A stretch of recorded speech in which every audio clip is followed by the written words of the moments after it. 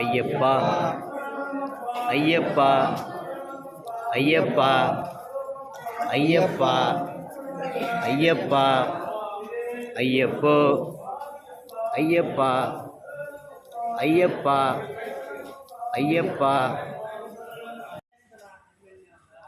Friends, இப்போ நம்ம இருமுடி கட்டிக்கிட்டு சபரிமலைக்கு கிளம்ப போகிறோம் பஸ்ஸில்.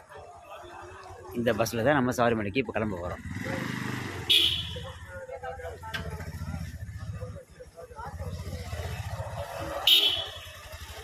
வழி விட்டுருங்க சாமி, வழி விடுங்க, பைக் வேணும், வழி விடுங்க.